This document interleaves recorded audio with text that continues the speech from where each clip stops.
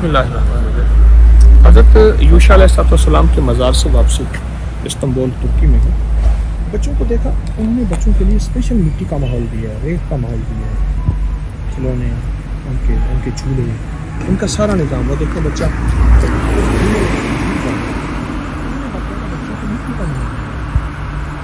मिट्टी में, रेत में। पूरी मेडिकल साइंस कहती है कि बच्चों को रेत दो, मिट्टी दो और बीमार नहीं होंगे। उन पे वायरस, उन पे बैक्टीरिया, उन पे जरासीम और वैसे भी आप देखें जो गरीबों के बच्चे होते हैं अक्सर बीमार नहीं होते, मिट्टी पे ही सादगी में ही पलते हैं और मिट्टी और सादगी में ही उनका निज़ाम चलता है। अच्छा, एक चीज़ और है, यहाँ उन्होंने मिट्टी का माहौल दिया। आप देखें आगे एक और अजीब माहौल है। यहाँ ना बच्चों को एक और माहौल दिया।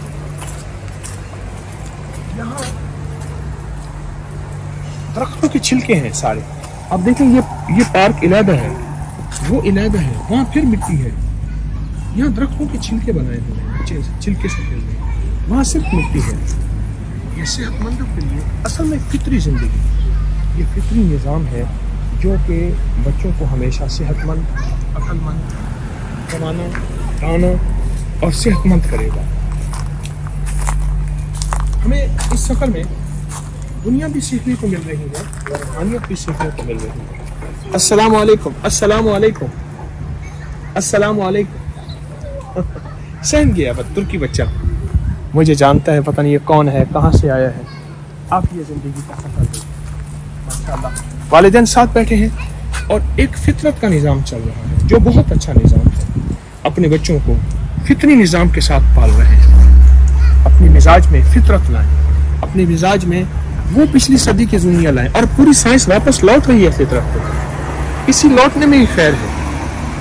और अगर फितरत का ही फिर बीमारियां, फिर तकलीफें, फिर मसाइल, फिर मुश्किलात और फिर जिंदगी की बहुत ज़्यादा परेशानी।